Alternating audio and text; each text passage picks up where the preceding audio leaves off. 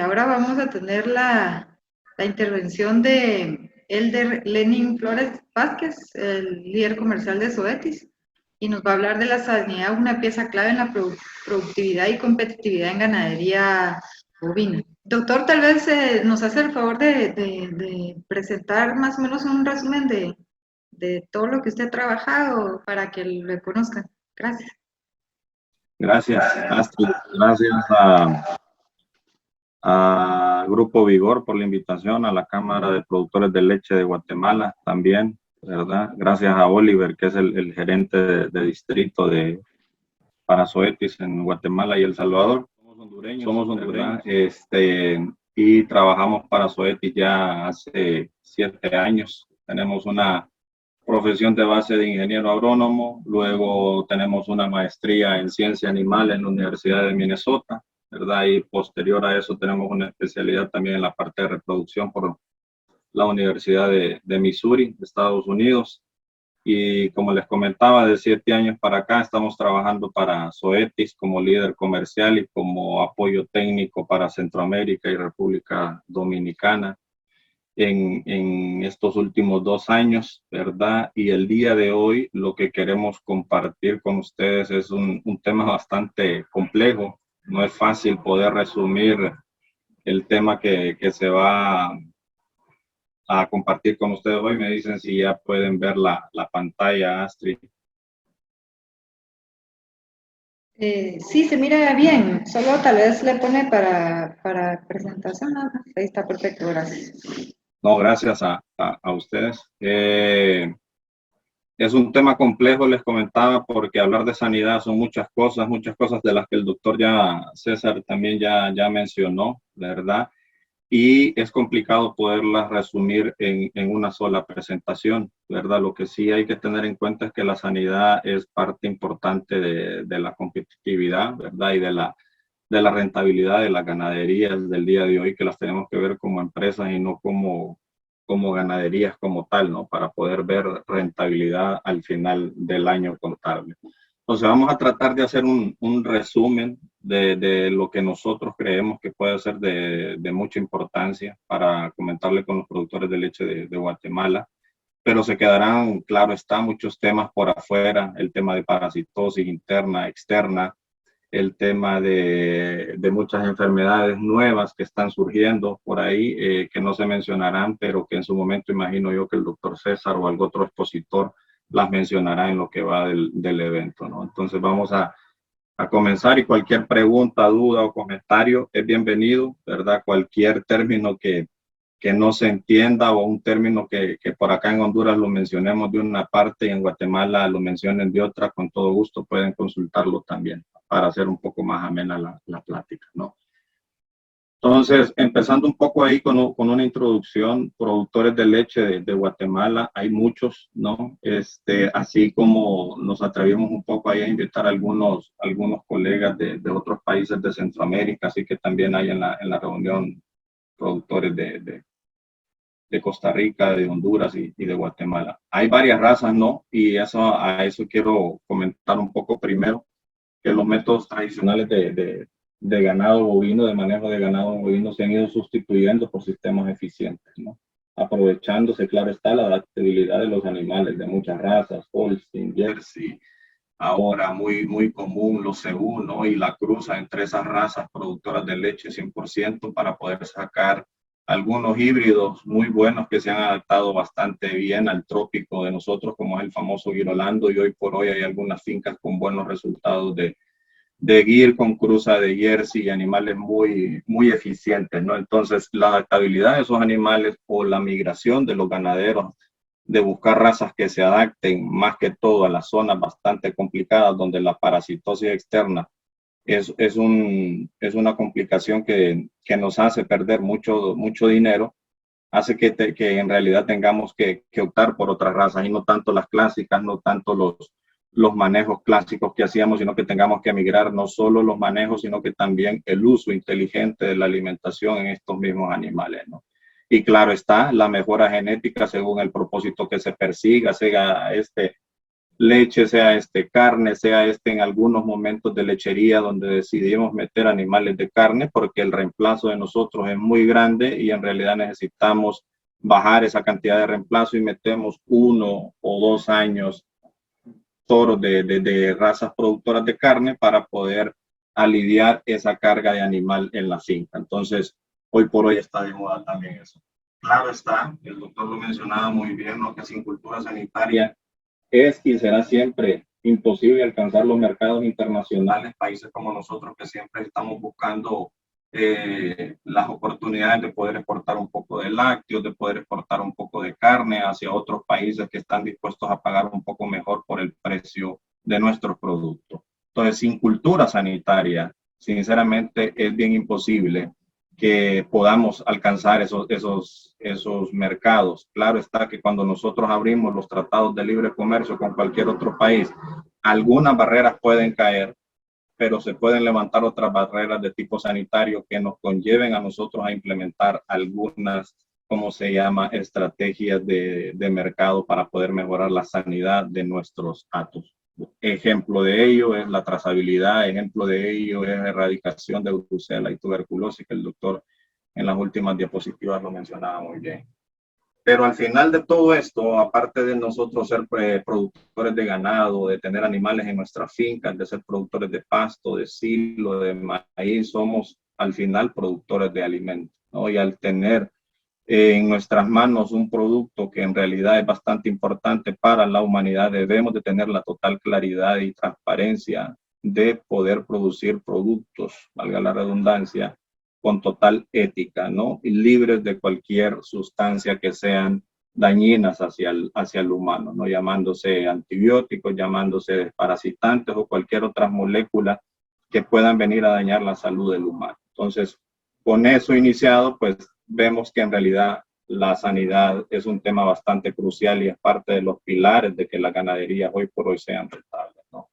Entonces, en Zoetis, ¿qué es lo que nosotros queremos para Centroamérica? No, no solo en Guatemala, sino que también en Honduras y en otros países, pero también no solo en ganaderías de leche, sino que también ganaderías de carne, ganaderías de genética, ganaderías de doble propósito o sistemas productores de vaca ternero o vaca becerro.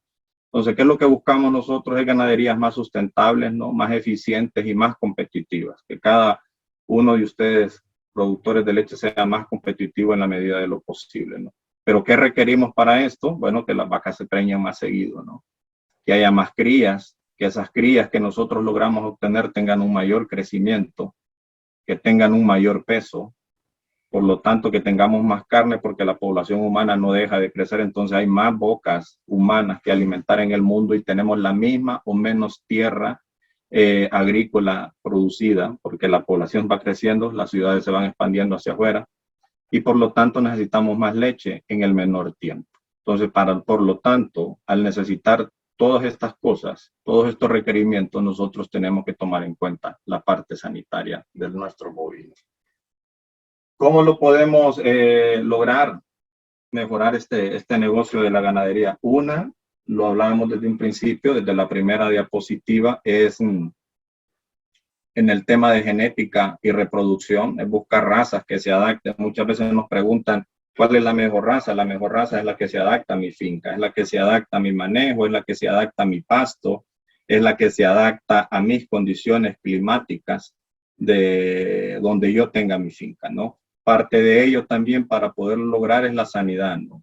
Y dentro de ese círculo vicioso, para poder lograr que las ganaderías sean totalmente rentables, necesitamos asesoría técnica especializada.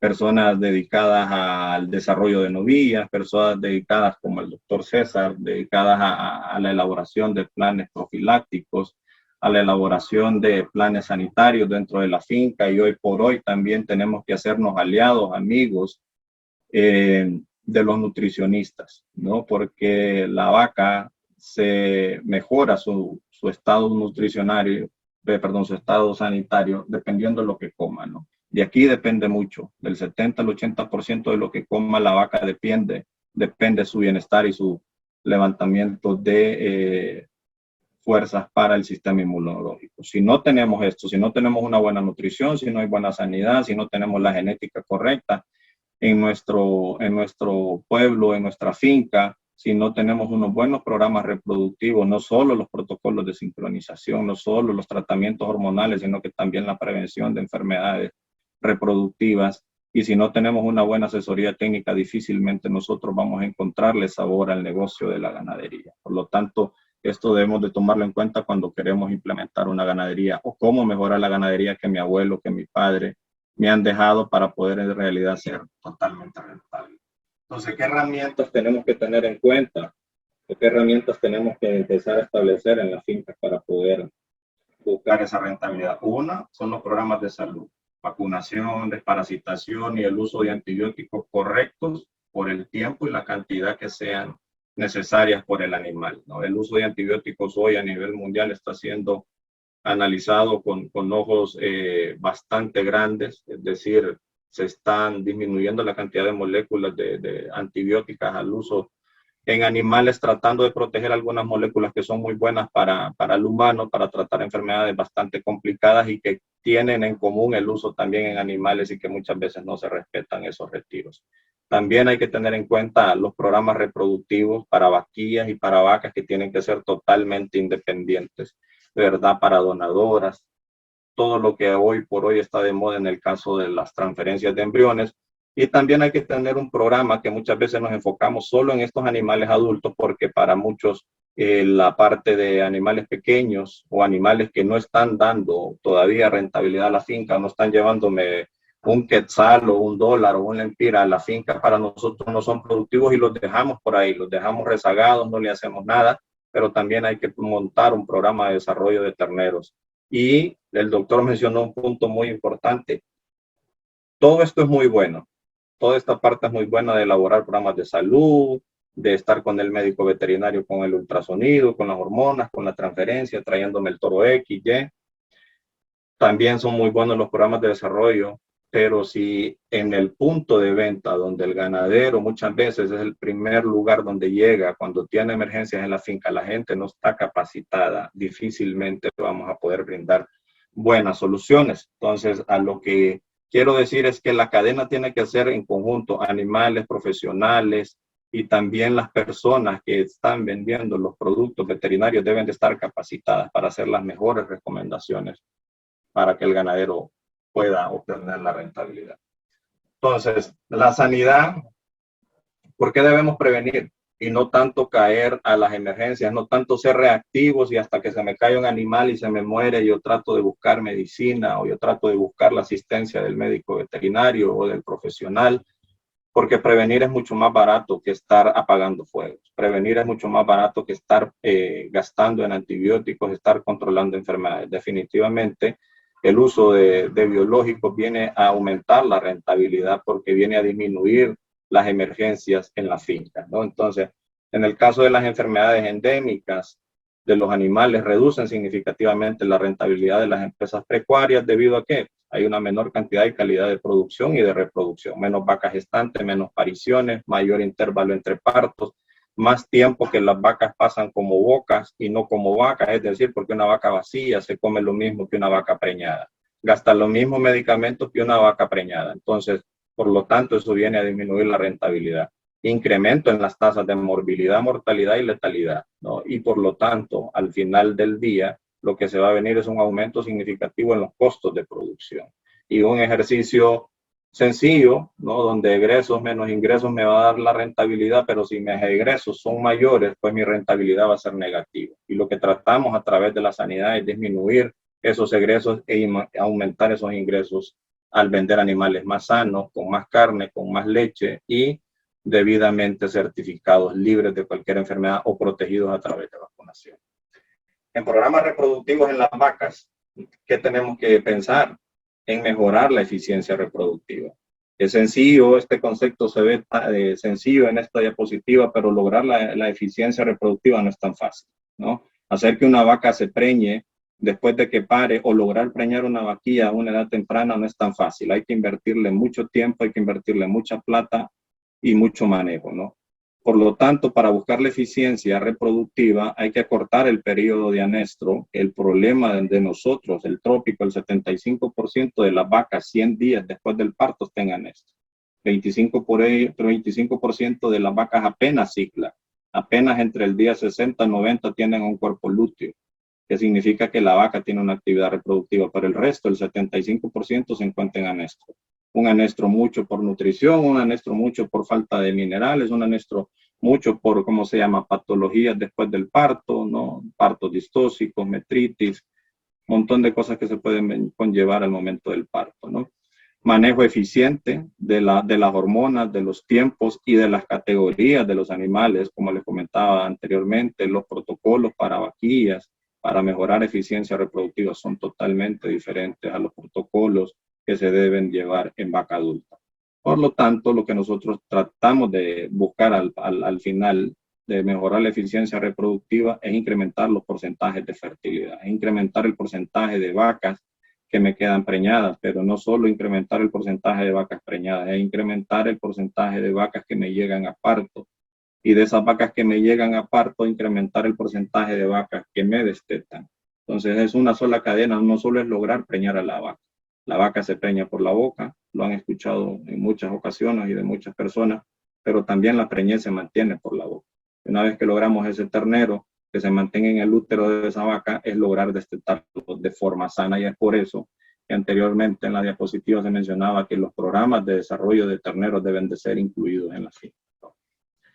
Entonces, los becerros, ¿qué es lo que nosotros buscamos? Pues desarrollar becerros fuertes, ¿no? Enfocados en optimizar el sistema de producción, mejorando la ganancia diaria de peso en vaquillas de leche. Estamos hablando para los productores de leche. Esto tiene mucho que ver cuando yo mejoro la ganancia diaria de peso en mis vaquillas. Lo que estoy haciendo es disminuir la edad a primer parto, incrementar la fertilidad a primer servicio, ¿verdad? Para tratar de hacer que esa vaquilla me pague lo más rápido posible lo que se ha invertido en su desarrollo. Por lo tanto, lo que buscamos es una sólida protección contra enfermedades y controlando las parasitosis. Y cuando nosotros destinamos que nuestra finca en algún tiempo va a ser productora de carne, o en algún tiempo yo voy a destinar algunos animales que van a ser, que no son elegidos para que se queden en mi finca, pues yo puedo hacer uso de herramientas como el implante para incrementar su ganancia y su conversión alimenticia, ya sea en pastoreo o confinados, y así mejorar la calidad de la carne, así conseguir un mejor precio por ese kilo de carne producida, pero también, ¿cómo se llama?, disminuir en el día de terminación de ese animal al mercado. Pero, ¿qué está pasando? ¿Qué es lo que nosotros estamos encontrando en el campo? Y mañana lo van a ver un poco más a extensión. Lo que está sucediendo es que nosotros nos estamos encontrando con problemas respiratorios en cualquier sistema de producción. Sistemas de producción de corral de engorda, sistemas de producción de terneros, sistemas de producción de leche. Los problemas respiratorios no tienen, ¿cómo se llama?, diferenciación de nada. Atacan al animal por animal, ¿no? O sea, ellos no van a decir, este es de leche, lo voy a atacar más, este es de carne, lo voy a atacar más. Los problemas respiratorios son uno de los desayunos de todos los días en cualquiera de las fincas, ¿no? Terneros con problemas de neumonía, terneros con problemas de respiratorios, mecánicos, virales, con diferentes orígenes, los problemas respiratorios, ¿no? ¿Qué más encontramos? En las épocas de mayor incidencia de mosca, pues nube o conjuntivitis, ¿verdad? O hay gente que le llama la cara manchada, o hay gente que le llama nube blanca en los ojos, ceguera de terneros, caemos a vitaminaciones, sí, a vitaminaciones con AD3G, pensando que es deficiencia de vitamina A, y es una bacteria que se llama Moraxella bovis, que quien se es encargada de llevarla es la mosca hacia el ojo del bovino, y por ahí empieza la ceguera del animal, pero que tiene, ¿cómo se llama?, tratamiento a través de planes profilácticos o planes de control. Y lo otro que nos estamos encontrando en las fincas es muertes de animales de forma súbita, ¿verdad? Muertes de animales que desafortunadamente son los más bonitos, los más gordos, los que yo pensaba dejar como padrón o los que yo pensaba ponerles un mejor precio. Esos animales los estamos encontrando en campo. No solo esto, estamos encontrando otras cosas, ¿no? Como los abortos en la parte de reproducción, ¿no? La infertilidad, vacas repetidoras de celo, ¿verdad? Muerte embrionaria temprana, donde difícilmente podemos identificar esos abortos por el tamaño de los embriones que están dejando las vacas de tener en su útero, y en sistemas nuestros como los de producción a base de pastoreo, difícilmente vamos a encontrar esos abortos, y lo que encontramos es esa vaca que me repite celo de forma irregular a los 40, 45, 60 o 70 días, donde ya el veterinario me la había detectado como preñada, ¿no? Otras causas que estamos encontrando, otras situaciones, es la muerte súbita, ¿verdad? Guatemala hace un par de años sufrió un tema bastante complicado con esto. Por ahí hay algunas noticias más adelante, algunos datos. Hemoglobinuria maxilar es un tema crucial, porque con el tema del cambio climático el ganadero ha corrido a hacer bastantes lagunas de retención de agua. Ahí se vienen algunos organismos que probablemente anteriormente no los teníamos. Uno de ellos es el caracolito, donde, ¿cómo se llama? Puede sobrevivir algunos patógenos de importancia económica, como Clostridium hemolyticum, como fasciola hepática, como Paramphystomum, que es un parásito que viene a predisponer a muerte súbita de animales. Entonces hay que volarle. Con todo esto, ¿qué debemos conocer de las enfermedades? ¿Qué debemos saber nosotros de estas situaciones que se están presentando en el campo? Perdón. Entonces, ¿qué debemos recordar tratando de ver los conceptos básicos de estos temas, ¿no? En el complejo respiratorio bovino, ¿quiénes son los involucrados? Principalmente virus, ¿no? El virus de la diarrea viral bovina, el virus de la rinotraqueitis infecciosa bovina, parainfluenza 3, el virus sincitial respiratorio bovino. ¿Por qué los ponemos como primordiales?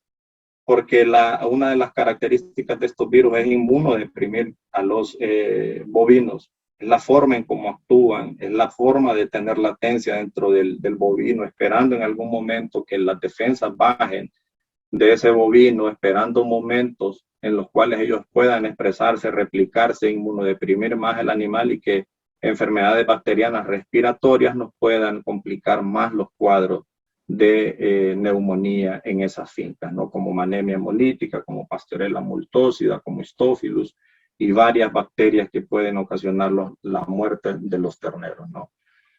Hay que tener en cuenta que en el complejo respiratorio bovino hay 3 factores y un solo problema. Lo que nosotros primero miramos es la moquera de los terneros, es la dificultad que tienen los animales para respirar, es el pelo hirsuto, el pelo parado de los animales, esa deshidratación, los ojos hundidos, orejas caídas, que se pueden ver en esos animales cuando tienen un problema respiratorio. Pero hay que tener en cuenta que hay 3 factores que pueden detonar estos temas. Estrés, ya se mencionó en la charla anterior, y hay varios tipos de estrés. El animal se puede estresar desde el cambio de comida, cambio de personal que lo maneja, golpes, gritos, palos, piedras. Las famosas pullas eléctricas pueden estresar a ese animal, y una vez que se estresa, los virus que estaban en latencia en alguno de los ganglios linfáticos salen al torrente sanguíneo y pueden ocasionar la viremia, ¿no? Y empiezan a reproducirse más IBR, más diarrea viral, más BRSV y más parainfluenza, para poder, ¿cómo se llama?, poner el tiempo o las condiciones adecuadas para que las infecciones bacterianas hagan la fiesta que tienen que hacer. Y los problemas respiratorios se exacerben cuando ocurren estas 3 cosas. O sea, nada ocurre de forma aislada, todo ocurre a través de una asociación de estos 3 factores. Cuando tenemos problemas respiratorios virales, caer con tratamientos de antibióticos no nos funciona de nada. Los antibióticos no tienen efectividad contra los virus, por la forma en cómo estos actúan, por la forma a dónde se aíslan, a dónde se guardan los virus. Desafortunadamente no hay antibiótico que pueda curar un virus. La única forma a través de vacuna es la opción que tenemos para poder disminuir el impacto de los problemas virales. Y en el caso de las infecciones bacterianas, pues el tema del uso de antibióticos específicos para controles de estas bacterias. ¿Qué prevalencia de estas enfermedades de los estudios que nosotros hemos podido encontrar por ahí, que hemos compartido en algunas charlas que hemos estado en Guatemala, de las enfermedades virales bovinas en Guatemala? Valga la redundancia. Varios estudios, algunos más viejos, otros no tan viejos. Ustedes pueden ver estos 2 estudios, 2015, este otro 2010 y este en el 2005.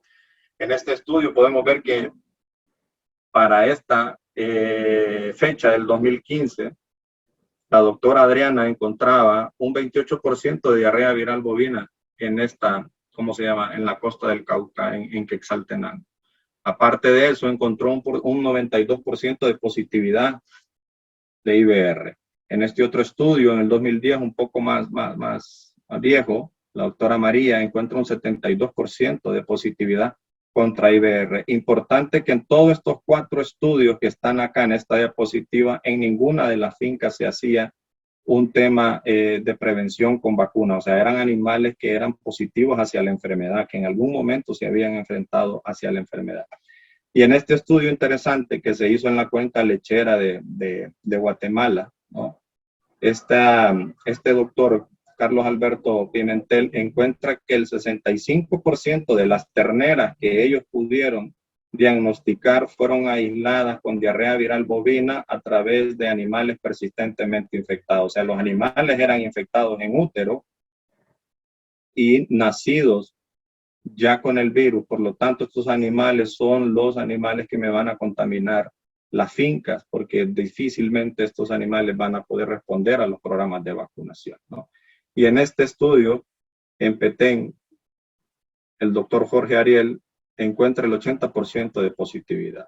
Entonces, no es nada nuevo, no es algo que no está sucediendo en Guatemala y no es algo que no está diagnosticado en Guatemala. Hay 4 estudios en diferentes años, con diferentes zonas, con diferentes formas de producción lechera, de carne, incluso hasta en algunos, ¿cómo se llama?, hatos de búfalos que hay en Guatemala, se ha podido aislar el virus de la rinotraqueitis infecciosa bovina. Entonces se vuelve un tema importante y de que ya somos bastante positivos en el país, ¿no?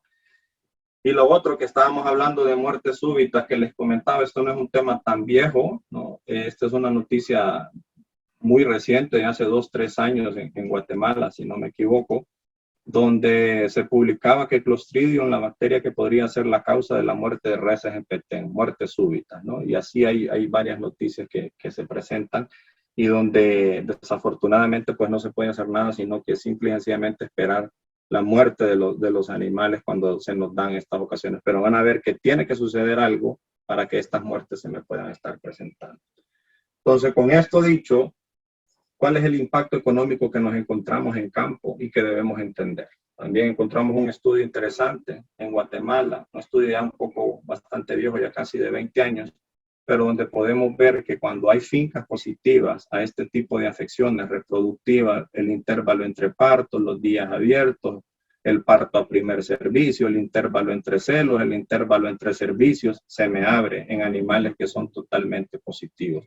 Y nosotros podemos ver aquí, en esta misma finca, con sus resultados, o sea, algo de bastante realidad, no es algo contado y de Guatemala precisamente, el total de fertilidad que hay en la finca, 29, 48, 26, 46, 54, con inseminación artificial y también con animales de monta natural. O sea, en ambos sistemas está afectando y esto es parte del impacto económico que hay hoy por hoy en Guatemala, ¿no?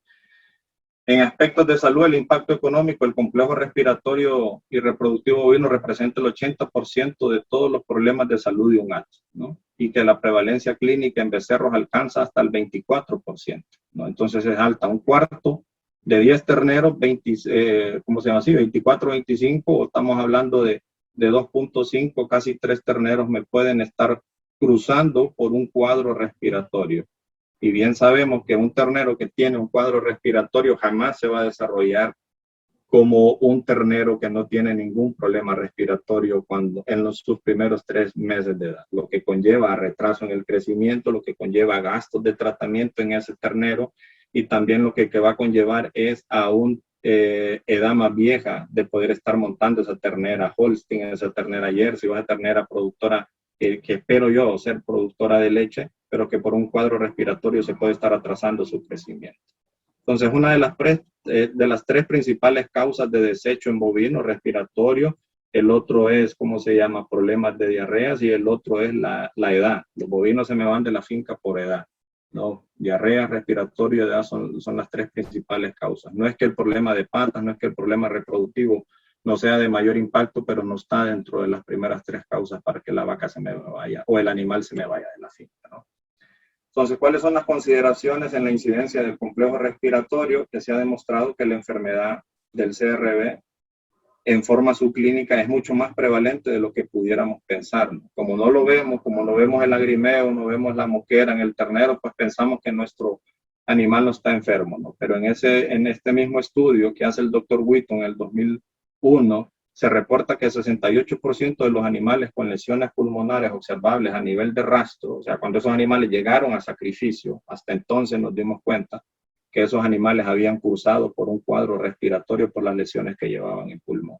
Entonces sí puede cursar la enfermedad de forma clínica y de forma subclínica.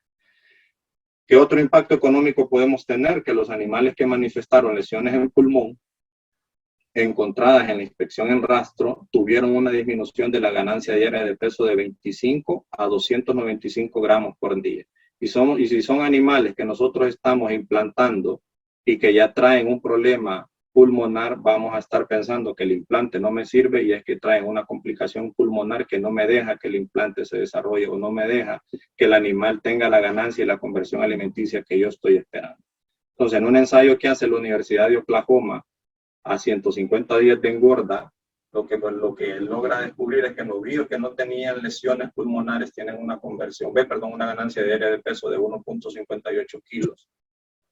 Novillos que tenían una lesión leve que habían sido tratados, ¿verdad? Y que tuvieron una recuperación, más o menos tenían una ganancia menos que novillos que no tenían ninguna lesión. Estamos hablando de 150 gramos menos de animales totalmente sanos. Y novillos crónicos, que son esos animales que se me contaminan o con problemas respiratorios desde pequeños, tenían una ganancia de 1.16, o sea, estamos hablando casi medio kilo de carne menos de ganancia diaria de peso solo por tener una lesión subclínica crónica en pulmón, ¿no? Entonces, ¿cuánto representa al final si un bovino o un torete o un novillo en Guatemala se me muere que tenga un peso de destete de 440 libras? Con el peso de la carne que más o menos anda en 7.5 quetzales, ese novillo me puede estar costando a esa edad, o yo lo pude haber vendido en 3.300 quetzales. Si este es un novillo que se me muere por problema clostridial, con este novillo, evitando que este novillo se me muriera, utilizando una vacuna correcta, haciendo un programa de vacunación correcta en tiempo y en forma, yo pude haber vacunado alrededor de 325 animales solo con el valor de este novillo, evitando que se me muera. Y 325 animales bien vacunados. ¿A qué me refiero con esto? Con vacunación y revacunación. O sea, si yo solo hago una vacunación, yo puedo llegar hasta 650 animales usando una vacuna de buena protección con este valor de este novillo que se me muere de forma súbita, ¿no?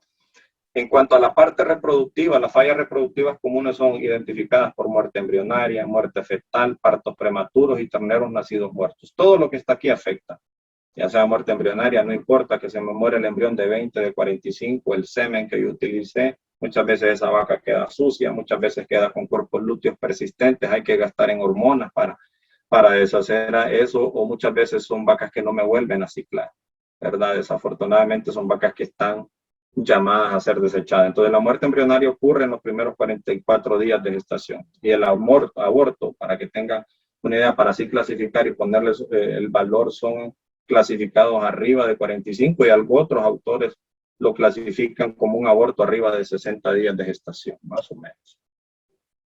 Entonces este señor, el doctor John, pone en términos generales que un aborto durante la preñez temprana, estamos hablando en el primer tercio de la gestación, los primeros 3 meses, ocasiona un incremento en los días abiertos, lo que representa un costo de $2 a $5 por día en sistemas como los nuestros, ¿no? Y qué barato.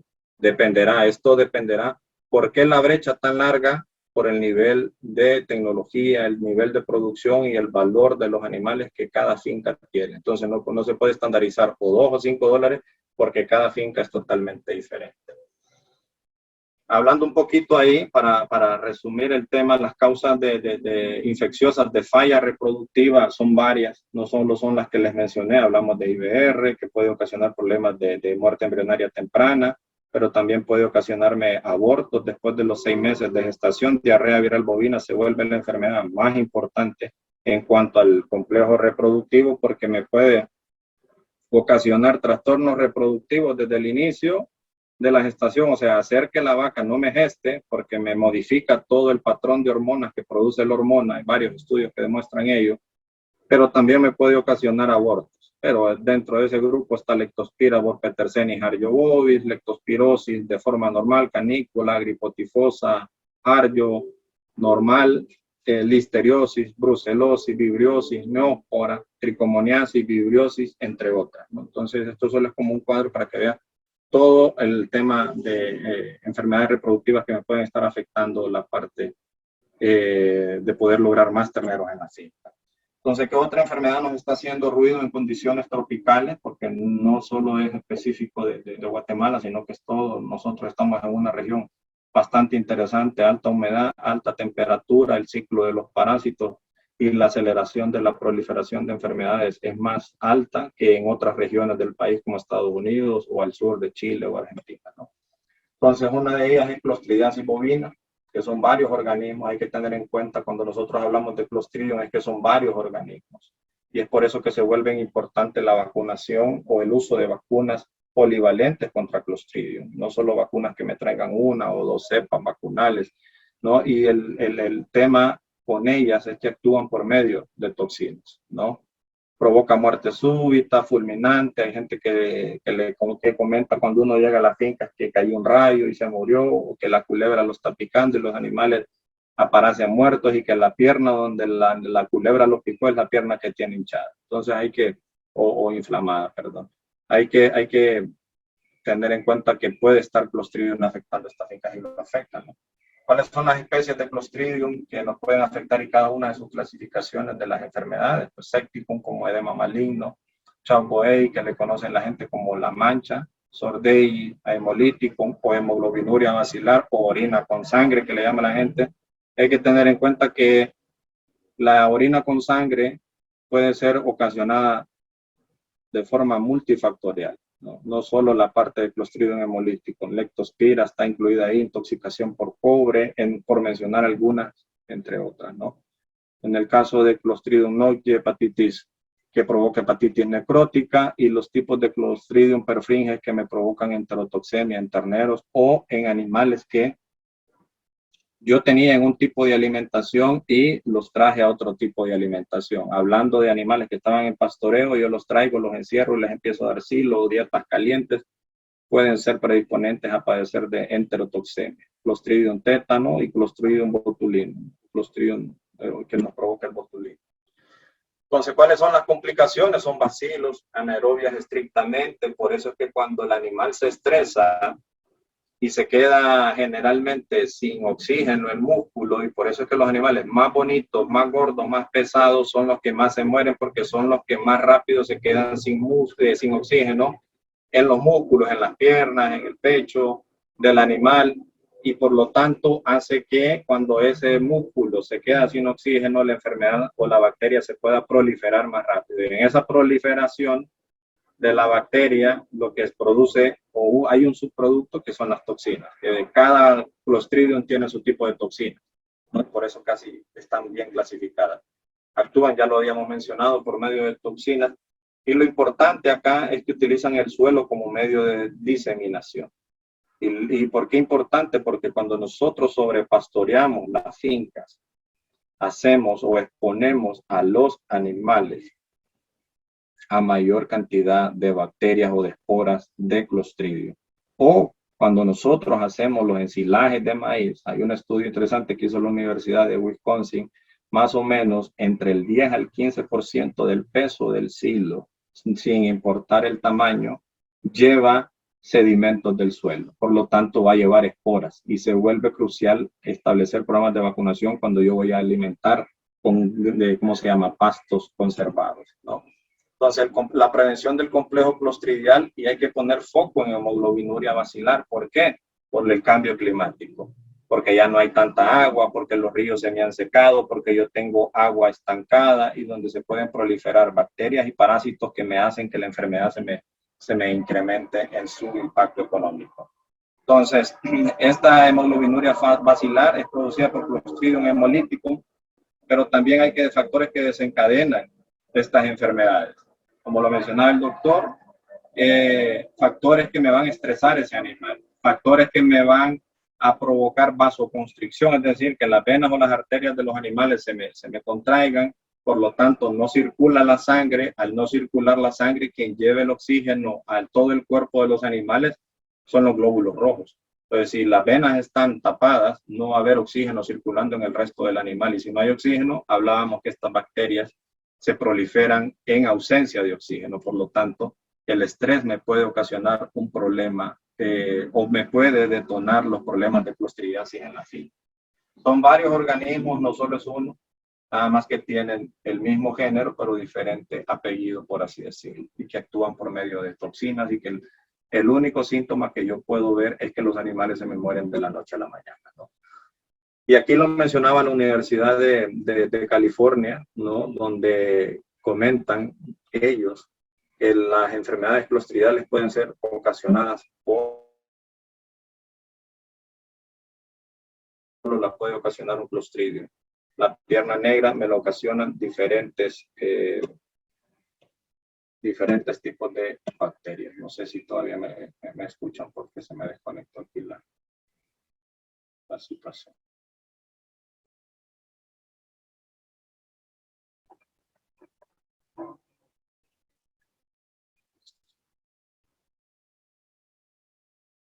Perdón, nos habíamos quedado ahí. ¿Sí?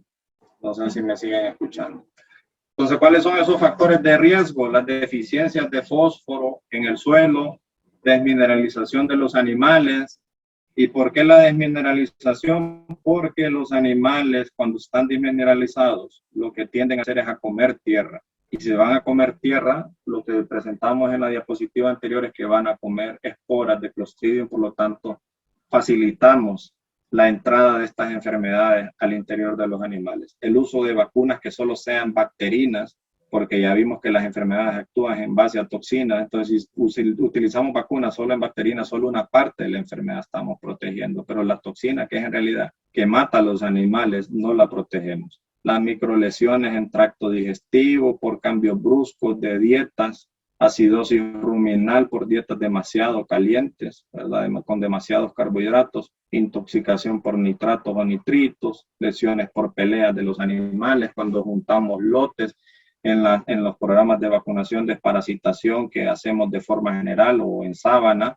Esos lotes que no se llevan o que no se miraban hace mucho, se empiezan a pelear, hay una lesión en pie, y por ahí pueden entrar algunas esporas o bacterias de Clostridium que me pueden incrementar los cuadros. Migración de parásitos internos y que me pueden, ¿cómo se llama?, dañar hígado, dejar heridas en órganos importantes donde los dejan expuestos y donde la entrada a la bacteria pues está a la puerta abierta. La hemoglobinuria basilar y la fasciolosis, hacen que los cuadros de hemoglobinuria basilar se me incrementen, ¿no? Entonces, está el factor determinante, como lo que mirábamos anteriormente, todos los factores, cualquiera de los cuadros que esté, se da la germinación de la enfermedad, se prolifera la bacteria, o sea, teníamos 2 bacterias en términos de segundo, tenemos 4, 8, 16. En esa proliferación de bacterias se da la producción de toxinas y por lo tanto esa producción de toxinas me da la muerte. Ustedes pueden ver el tejido de este bovino encontrado y diagnosticado por muerte por clostridiasis, podemos ver toda la necrosis. Toda esta necrosis es provocada por la afección de las toxinas. ¿Cuáles cuadros o factores determinantes pueden ser? Pues incluso los de manejo, los que normalmente nosotros hacemos en las fincas pueden ser un factor detonante o estresante para los animales si no lo hacemos de buena forma. El parto para las vacas es un factor detonante, es un factor de estrés, la inmunodepresión, la cantidad de energía, de proteína, de inmunoglobulinas que la vaca destina para producir un buen calostro hacen que su sistema quede desprotegido, por lo tanto la hace más predisponente a padecer de estos cuadros. Los herrajes, los descornes, los descoles que hace la gente, incluso algunas castraciones que hacen de terneros también puede conllevar a estos problemas. Los destetes de los animales, la separación de la madre de los terneros, eso es un momento de estrés, por lo tanto es un momento en el cual los animales pueden padecer la enfermedad. Y los programas de vacunación, el uso de agujas en animales que nunca se cambió la aguja. Se inyectaron 400, 500, 600 animales y nunca se cambió la aguja. Y algún animal podía tener enfermedad, no solo Clostridium, cualquier otra, diarrea viral, EIVR, pudo haber tenido anaplasma, piroplasmosis, y la pasan de un animal a otro solo por el hecho de no hacer el cambio de la vacuna, ¿no? Y vuelvo y pongo el ejemplo de Guatemala, ¿no? 100 muertes clínicas de vacas que se registran en Petén mientras el ganado baja de peso por falta de pasto. ¿Cuál es el factor detonante por el que pudo, ¿cómo se llama?, iniciar la muerte de clostridiasis? Vean, no hay pasto, no había pasto en ese entonces, no habían lluvias, no habían aguas, ¿verdad? El animal tenía que ir a aguar más largo de donde aguaba normalmente, o el ganadero tuvo que implementar algunos sistemas de alimentación que el ganado no estaba acostumbrado. Estos son animales que están acostumbrados a comer todo el día en el potrero. Cuando nosotros traemos silo y todo eso, le cambiamos el patrón de alimentación, cambiamos, trastornamos toda la microflora benéfica que hay en el rumen, y en ese cambio de pH o en ese cambio o trastorno de nutrición se pueden proliferar las enfermedades. Entonces, estos son parte de los factores detonantes que se pueden estar dando para que estas enfermedades se presenten, ¿no? Los tratamientos ni con hemicina se curan. ¿Por qué? Porque ningún antibiótico tiene efecto sobre las toxinas. Y ya hablábamos que las toxinas son las que provocan la muerte en los animales, no tanto las bacterias. Los antibióticos pueden tener muy buena, incluso en las etiquetas puede decir que es buena contra Clostridium o ataca o controla Clostridium el antibiótico, pero el antibiótico no viene indicado contra neurotoxinas por Clostridium, contra enterotoxinas por Clostridium, y eso es en realidad lo que nos está matando, y por eso es que las enfermedades clostridiales no dan tiempo y no van a dar tiempo al tratamiento, y lo único que nos queda es la prevención a través de vacunación, ¿no? Entonces, con todo esto, no sé si hay preguntas hasta ahora, si no, continuamos.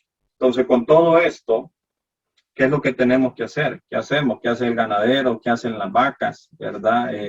Para protegerse. Una, la capacitación del personal, la identificación de los animales enfermos, la identificación correcta de las enfermedades que nos están atacando, la vigilancia, la trazabilidad, el apoyo técnico, el seguimiento de los profesionales correctos en la finca, ¿verdad? El conocimiento de los ejecutadores de los programas profilácticos de la finca es importante. Muchas veces quien va a las capacitaciones es el dueño de la finca, pero no el que hace el programa de vacunación, que es el trabajador. Entonces agarra el frasco de la vacuna, se le echa a la bolsa y anda toda la mañana con el frasco en la bolsa. La vacuna se calentó, no cambió aguja.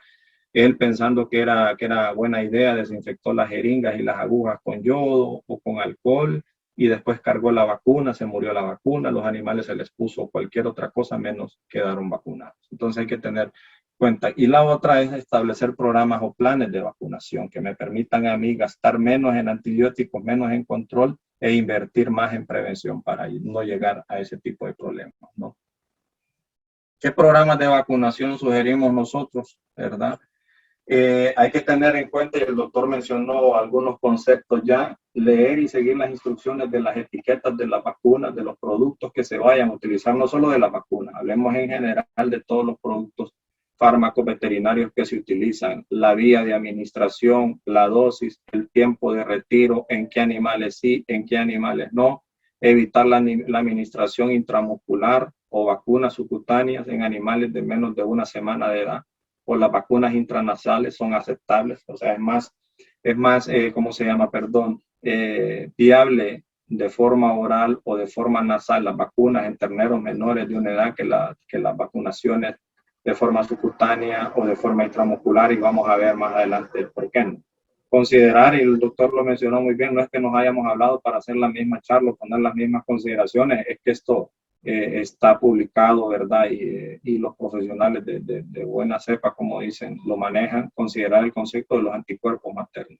Evitar la administración de más de 2 vacunas gram negativas al mismo tiempo en un animal lechero, o 3 gram negativas en un animal de carne. ¿Por qué? Porque muchas veces la reacción del sistema inmunológico hacia vacunas gram negativas, las reacciones adversas se pueden incrementar y no queremos una respuesta. O hay algunas bacterias gram negativas que tienden a llamar más la respuesta del sistema inmunológico que otras, por lo tanto la respuesta del sistema inmunológico va a ser parcialmente hacia la otra bacteria. Seguir las recomendaciones de refuerzo por cada vacuna si esta lo indica y evitar el uso de productos combinados de vibriosis más leptospirosis. Por eso ustedes pueden ver en el mercado de Guatemala que existe Carel Master Gold, que es una vacuna que ya no trae vibriosis porque era demasiado reactiva. O sea, era demasiado reactiva en el sitio de aplicación, por un lado, pero también era demasiado reactiva en cuanto a las reacciones no deseadas de los animales vacunados que llevaban leptospira y vibriosis. Hay que tener ese cuidado.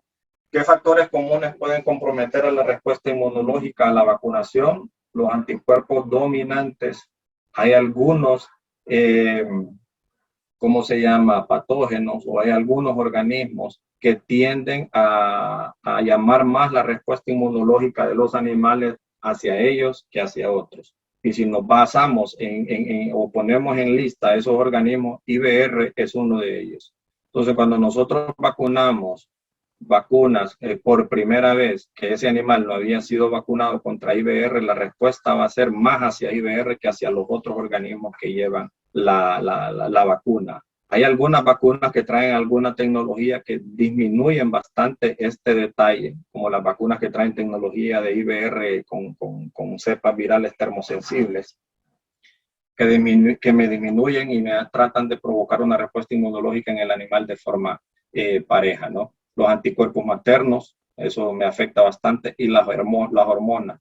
Animales estresados, ya lo vimos, cortisol inmunodeprime a los animales, ¿verdad? Incluso los animales que tienen mastitis en su momento por prostaglandinas tienden a responder de menor forma y de menor calidad hacia las vacunas cuando yo lo pongo, ¿no? Entonces, por ahí es lo que hablamos. Las expectativas para la vacunación, ya para ir concluyendo con estos temas, hoy en día debemos comprar una vacuna por el nivel de protección que esto ofrezca y no por el precio, no porque me ofrezcan 1 más 1, 2 más 1, 3 más 1, no me debo enfocar en eso. Yo me debo enfocar en el nivel de protección que me ofrece una vacuna, que venga dado ese nivel de protección por un ente que sea totalmente serio, como el USDA, el FDA, que tenga una buena duración de la inmunidad y que sea seguro tanto para animales gestantes como para animales pequeños. Estos son los niveles de protección que da el USDA para que ustedes lo puedan ver y que lo puedan leer en cada una de las vacunas que decidan utilizar.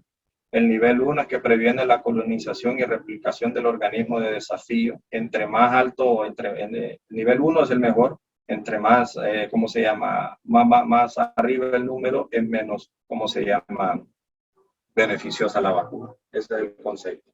Y aquí hay un cuadro que el USDA emite todos los años, donde ustedes pueden ver las diferentes vacunas que hay en combinación, virales, respiratorias, reproductivas, en combinación con virus y bacterias, perdón, también, para que ustedes tomen en cuenta qué vacuna utilizan y cuál, según el USDA, ofrece mayor protección. Tiene un mayor nivel de protección. Está Bovichil Gold, Pirámide, Vista, Express, VistaShield y las que ustedes puedan encontrar por el mercado. La que no aparezca acá es que el USDA no le ha dado un claim o no le ha dado el sello con un nivel de protección, ¿verdad?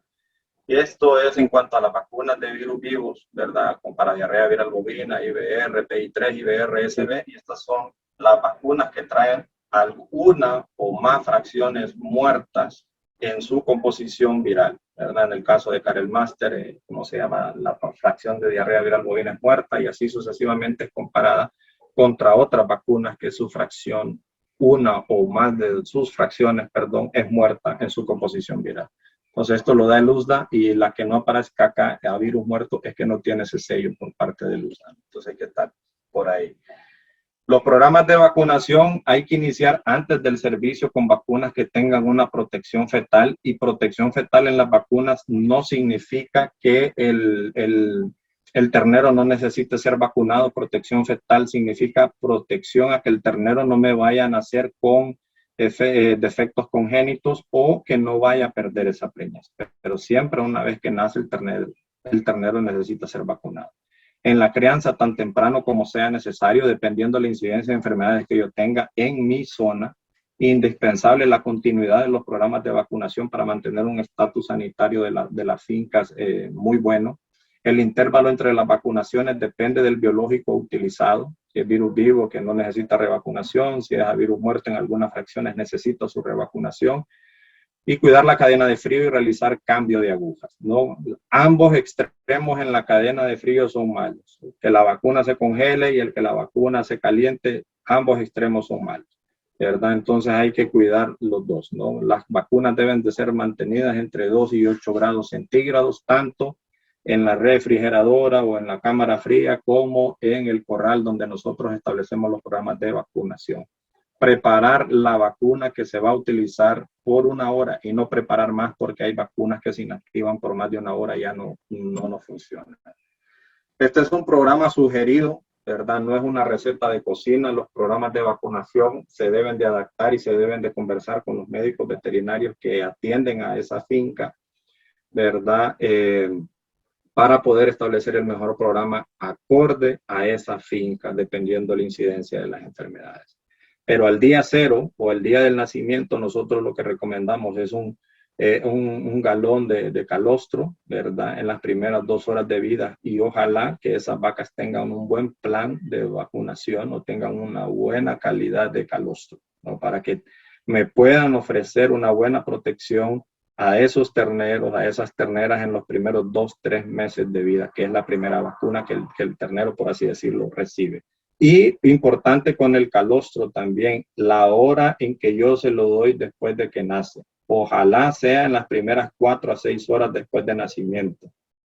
Entre más tiempo me tarde yo en calostrear ese ternero, menos aprovechamiento va a tener ese ternero de ese calostro. De las inmunoglobulinas que van o de las defensas que van en ese calostro, van a tener menos disponibilidad. No es que las inmunoglobulinas desaparecen del calostro porque la leche se viene aclarando 3, 4 o 5 días después. Lo que sucede es que unas enzimas que tienen el intestino, el ternero, son de vida media corta, o sea, viven poco después de que el ternero nace, y esas enzimas son las encargadas del aprovechamiento de las inmunoglobulinas. Entonces, entre más me tarde yo, menos enzimas que van a aprovechar esos anticuerpos que van a ir a través de calostro, ¿no?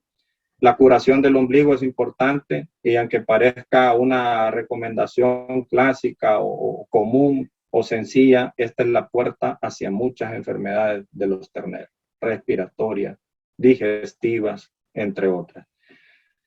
Ideal en las primeras semanas, 5 hasta del día 3 al 7, vacunar de forma intranasal. Las vacunas intranasales tienen una gran ventaja, y ya está demostrado que no son interferidas o bloqueadas por anticuerpos maternos porque no se van por vía sistémica, por un lado. Por otro lado, tienen la ventaja de provocar respuesta inmunológica local, mucosal, o sea, de las mucosas del tracto respiratorio superior. Es decir, no me dejan pasar virus. No es que el animal no se va a enfermar, porque estamos hablando de biología, o sea, cada animal responde de forma diferente a cada vacuna. Por lo tanto, esas vacunas intranasales es ideal utilizarlas por acá para evitar que esos virus me pasen a tracto respiratorio inferior y me provoquen neumonías por manemia o por pastorela. A los 2 meses, recomendar en terneras o en toros que nos vayamos a dejar, o en terneros, el uso de vacunas a virus vivo, Bovichil 2 ml intramuscular. A los 3 meses, recomendamos la revacunación de Bovichil. Bovichil, a pesar de que es a virus vivo y que no necesita revacunación, tiene la fracción de lectospira. Y la fracción de lectospira es una bacterina, es muerta y necesita revacunación. Por lo tanto, esa es la recomendación acá, de revacunar con Bovichil. Se pone la primera dosis de Ultra Choice a los 3 meses, o sea, contra el complejo clostridial, 2 ml subcutáneo. Si hay miedo por parte, y esto hay que conversarlo con el médico veterinario, de bloqueo por respuesta de las vacunas, como se llama, debería de haber una diferenciación entre una vacuna y otra, o sea, entre Bovichil y Ultra Choice, de 5 a 7 días entre cada vacuna, para evitar bloqueo o que el animal responda más hacia una vacuna que a otra. A los 4 meses se hace la revacunación de la vacuna clostridial. A los 5 meses se recomienda RB51 contra brucela. A los 6 meses, porque es una bacterina de nuevo, podemos revacunar con Bovichil, y aquí estamos cumpliendo 2 dosis previo a la monta para problemas reproductivos. por el tema de leptospira, pero si hay vacunas de leptospira en el mercado, podríamos obviar, por eso les digo, hay que hablarlo con el médico para establecer el correcto programa, y en vez de la revacunación de leptospira, podríamos poner una vacuna que sea específicamente contra el leptospira nada más. A los 10 meses de dengue, se ha vuelto últimamente crucial vacunar contra dengue por la deforestación, la incidencia alta de picadura de murciélago, hace que podamos tener un poco más cuadros de rabia paralítica bovina. A los 12 meses, RB51 de nuevo, y aquí lo mismo. Separación entre 5 a 7 días entre cada vacuna, ¿no? O puede ser de que yo haga a los 12 meses RB51, a los 13 meses puede hacer Ultra Choice y Bovichil, y dependerá de cada finca. Aquí ponemos como ejemplo la monta, 14 meses de edad, como es ganado de leche, diferente a ganado de carne, esperando que a los 14 meses podamos estar montando o preñando esas vaquillas o ya entrando a programas o tratamientos reproductivos para que quede preñada y que más o menos a los 23, 24 meses ella me esté dando su primer parto, ¿no? Por ahí esta es una recomendación. Las vacunas ya en animal adulto ¿cómo se llama? Protección fetal, Karel Master, ¿verdad? Para problemas reproductivos, donde no sabemos el estatus reproductivo de la finca, podemos irnos con esta vacuna, ¿verdad? Porque es segura para cualquier etapa de la gestación, ¿no? Y el refuerzo de leptospira cada 6 meses. Aquí estamos poniendo otra edad ponderada en otra finca que probablemente las vacas estén siendo, o las vaquillas estén siendo preñadas a los 18 meses, desde ahí lo podemos poner, y el refuerzo a los 19 porque volvemos a lo mismo, la fracción de leptospira es muerta en esta vacuna y la fracción de diarrea viral bovina también es muerta y por lo tanto necesitan una revacunación. Entonces, esta es una edad como ejemplo, como les decía, ¿verdad? Cada finca tendrá su edad a primer monta o su edad a preñez o a primer servicio. Y lo otro que no se incluye acá, pero que es bueno mencionarlo, las vacas con gestaciones de 7 meses deben de ser vacunadas contra E. coli, rotavirus, coronavirus, para tratar de disminuir los problemas digestivos en los terneros. Es una vacuna que se le pone a la vaca, pero que en realidad quien la va a aprovechar es la cría y la va a aprovechar a través del calostro. Por eso la importancia de calostrear a los terneros lo más pronto posible. Aunque yo ponga esta vacuna, pero mi manejo de calostro o mi hora de calostreado no es tan buena, esta vacuna no tiene ningún efecto. Porque no, estos anticuerpos que provoca esta vacuna no atraviesan barrera transplacentaria y la única forma de protección con los terneros es a través del calostro.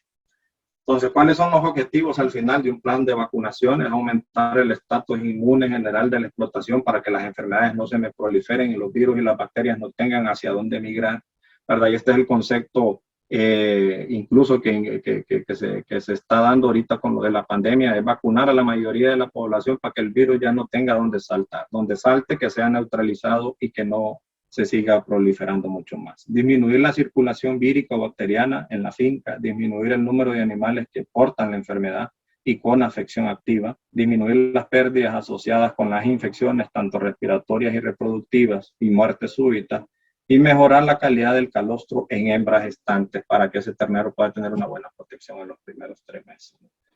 El programa de vacunación no es una varita mágica, pero debería prevenir las enfermedades en la mayoría de los animales, no en todo. El laboratorio que venga acá y diga que el 100% de los animales quedan protegidos con su vacuna es mentira, porque, vuelvo y repito, hablamos de biología y no hablamos de matemáticas donde 2 más 2 es 4. Cada animal responde de forma diferente a los biológicos. Cada animal está en un diferente estatus inmunitario, sanitario y nutricional. Por lo tanto, de eso dependerá, como lo mirábamos al principio, que ese animal pueda responderme bien o mal a una vacuna. Ese programa de vacunación me debería reducir los síntomas clínicos de la enfermedad en la mayoría de los animales. Me debería reducir las pérdidas asociadas a la enfermedad contra la cual yo estoy vacunando. Me debería de proteger el rebaño y en cuanto a leptospira también me debería de proteger a mis trabajadores. Tengo un par de estudios ahí de Guatemala que se demuestra la contaminación de leptospiras en ciudades grandes, pero también en los pueblos de Guatemala, donde se vuelve importante en ganadería, en cerdos y en perros y en todas las especies que tengan contacto con el humano que sean protegidas contra leptospira, porque el tema de zoonosis se viene incrementando de forma importante. Y funciona bien el programa de vacunación cuando es bien manejado, ¿no? ¿Y por qué fallan las vacunas, para cerrar con esto, muy amarrado con lo que el doctor decía al principio, el sistema inmune deteriorado, nutrición como primer punto, estrés de los animales por cambio climático, por manejo, por golpe, por lo que sea, leucosis, que es una enfermedad subdiagnosticada, diarrea viral bovina, que uno deprime mucho más que IBR, una vacuna de baja calidad, que se está poniendo una cepa equivocada, y eso es importante el diagnóstico, qué cepa de leptospira o qué cepa de enfermedad viral yo estoy teniendo, para ver si esa cepa vacunal que viene en ese frasco me protege contra la cepa de desafío que yo tengo en campo. Dosis inadecuada, tipo incorrecto de la vacuna, vacuna administrada a animales enfermos, mal manejo, vuelvo y repito, de la cadena de frío, que no se hagan las revacunaciones, el uso inadecuado de desinfectantes, yodo no se puede usar, alcohol no se puede utilizar, cloro tampoco se puede utilizar para desinfectar jeringas o, ¿cómo se llama?, agujas al momento de la vacunación. Hay que tener en cuenta que tenemos que estar parados sobre la tierra para tener expectativas realistas, ¿no? La vacuna es solo una parte del rompecabezas, o las vacunas solo son parte del rompecabezas, y que de ese rompecabezas nosotros tenemos que tener en cuenta que hay parásitos, y los parásitos son de forma importante para que poder establecer programas sanitarios a través de biológicos en las fincas, porque los parásitos hacen que el animal produzca unos compuestos que desvían la respuesta hacia la vacuna, por un lado, y por otro lado, que los animales, ve que los parásitos desvían o cambian el patrón de metabolismo de energía, de proteínas, por lo tanto el animal, aunque esté comiendo bien, el animal no está aprovechando la energía, proteínas, minerales que vienen en los concentrados o en los pastos o en los ensilajes de maíz. El estrés de los animales, bien mencionado en las dos charlas, el tema de cadena de frío, nutrición, el personal y los procesos, cómo lleve yo la vacunación, cómo está entrenado mi personal. Esos 5 a 10 o 15 minutos antes de la vacunación son claves para que la gente pueda tener, ¿cómo se llama?, conciencia de lo que está aplicando. Es un biológico. El tema de bioseguridad en ganadería, desafortunadamente, no hay tan buena bioseguridad. O sea, no sabemos de dónde vienen los animales. No tenemos cuarentenas de animales nuevos que metemos a la finca. No ponemos en cuarentena los animales que vienen de las ferias de regreso hacia las fincas. No sangramos los animales que compramos para ver con qué enfermedades vienen. Desafortunadamente, muchas veces no preguntamos con qué programa de vacunación estaban en la finca donde los compramos, para ver con qué programa de vacunación lo sigo, o si se adecua al programa de vacunación que tengo en mi finca.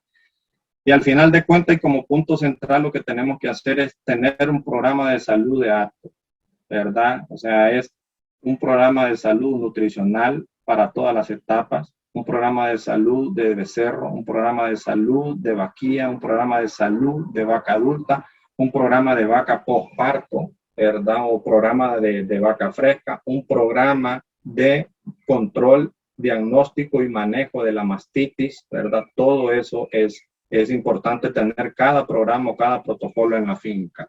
Programas de control de diarreas en los terneros, control de problemas respiratorios, todo eso debe de estar en la finca, los protocolos, y el médico veterinario puede ayudar a establecer esos programas o protocolos para cada una de las etapas de los animales. Entonces, acciones integradas en el manejo de la ganadería para que nosotros en realidad, y con esto cierro, podamos tener una buena productividad y rentabilidad en el hato lechero o ganadero. Hay que educarnos, y estos eventos son para ello, para conocer, intercambiar conocimientos, aprender algo nuevo, no solo de nosotros, sino que de los productores de leche hacia nosotros, conocer lo que les está pasando para poder determinar los mejores programas que podamos establecer en su finca. El ambiente de los animales, ¿verdad? ¿Cómo se llama? Disminuir el estrés por clima, sembrar más árboles en los postreros para bajar el estrés calórico, incrementar el bienestar animal. He visto que algunas fincas de ahí de Guatemala ya tienen, de productoras de leche, ya tienen sus rodos o cepillos donde el animal se está a sus 10, 15 minutos desestresándose ahí en la sala de espera de ordeño. Eso ayuda, incrementa la producción de leche, disminuye la mastitis, las cojeras. Entonces, hay que ir modificando y adaptando el ambiente de las vacas para un mejor bienestar animal. Buenas prácticas de ordeño, ¿verdad? La sanidad también es parte de ello, pero no lo es todo, como lo vimos. Entonces, es un ciclo entre sanidad, alimentación, educación, ambiente y buenas prácticas de producción de ganado bovino, buenas prácticas de ordeño que nos van a llevar a una productividad y rentabilidad del acto ganadero cada día más alta, ¿no? Entonces, con eso que cerraría. No sé si hay preguntas hasta el momento, ¿verdad? Y estamos para contestarlas con todo gusto.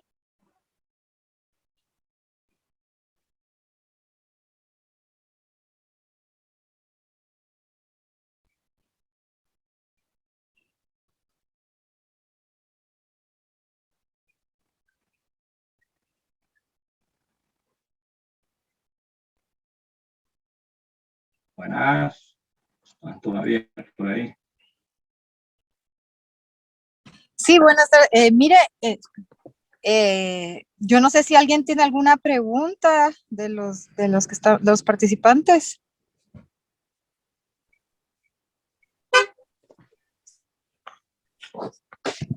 Bueno, quiero aprovechar a agradecer. Creo que la plática estuvo muy completa y muy buena. Lo felicito, doctor, y esperamos pues de que todos se sigan capacitando, ¿verdad? Porque siempre aprende uno perdón, de estas actividades. Pues espero, si alguien más tiene alguna duda o no.